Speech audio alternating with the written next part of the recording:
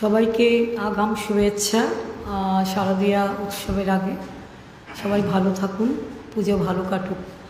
আপনারা তখন ধরে শুনলেন আমাদের সিআইটুর সভাপতি বিস্তৃত পরিসরে আপনাদের সামনে কিছু কথা বলেছেন।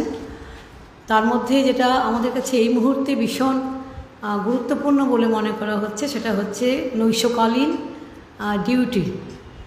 এখন ধরুন নৈশকালীন ডিউটি পুরুষদের ক্ষেত্রে সেটা অত বেশি অসুবিধাজনক নয়, কিন্তু মহিলাদের ক্ষেত্রে কিন্তু কিছু শর্ত সেখানে কিন্তু দিতে হবে। শর্ত যদি না দেয় তাহলে কিন্তু সেখানে মেয়েদের পক্ষে এই ধরনের কাজে ধারাবাহিকভাবে চালিয়ে যাওয়া ভীষণ কষ্টকর।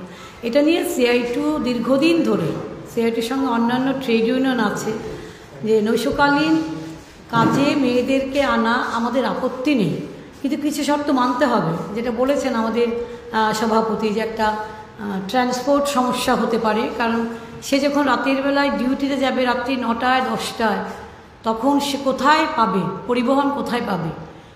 সরকার তো বলে দিয়েছে, কিন্তু সরকারের দোকান তো নয়, সবটাই তো বেসরকারি মালিকানায় চলবে। এখন বেসরকারি মালিকানায় চলবে, যদি চলে সেই মালিকরা তখন এই শর্ত মানবে কি না তার তো কোনো নিশ্চয়তা নেই। সুতরাং এই নিশ্চয়তা যদি আমরা পাই তাহলে এটাতে আমাদের বিরোধিতা করার কোনো কারণ নেই।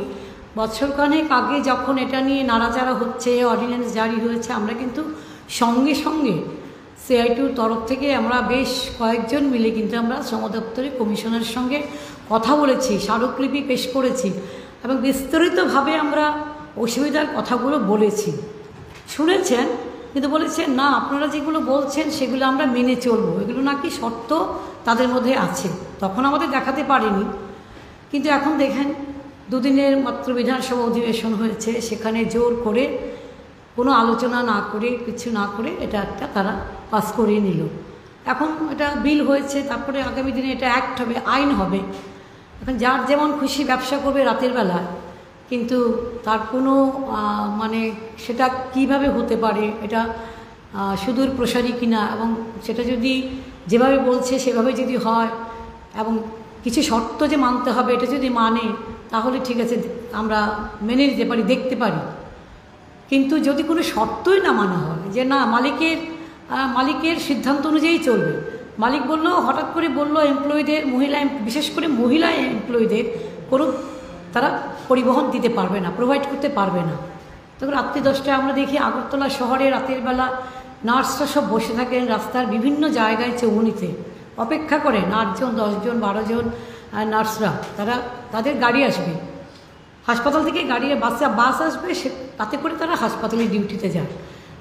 এই সুরক্ষা যদি না পায়, এই নিরাপত্তা যদি না পায়, তাহলে কি করে রাজি হবে মহিলারা রাতের বেলা নৈশকালীন দায়িত্ব পালন করার ক্ষেত্রে? অথচ এখন এমন তীব্রতা, বেকারত্বের এত তীব্রতা এমন জায়গায় পৌঁছেছে যে এখন আমরা চাইছি নতুন নতুন কর্মসংস্থানের সুবিধা হোক। এবং তখন যদি বলে এই তো আমরা কর্মসংস্থানের সুবিধা করেছি, কেন মেয়েরা আসবে না? হ্যাঁ ঠিক আছে, তোমরা করেছো, কিন্তু আমাদের দাবিগুলো তো মানতে হবে। মেয়েরা রাতের বেলায় যাবে, সেখানে বাস দিতে হবে, পরিবহন দিতে হবে, যেখানে কাজ করবে সেখানেও নিরাপত্তা সুনিশ্চিত করতে হবে। সে যেখানে বসে কাজ করবে তখন অল্প সংখ্যক কর্মী থাকবে, তার চারপাশে যেন নিরাপত্তা কর্মীরা থাকে। আর যে কোনো মেডিকেল কলেজের ঘটনা তো আমাদের চোখ খুলে দিয়েছে, কি ভয়ঙ্কর ঘটনা হতে পারে কাজের জায়গায়।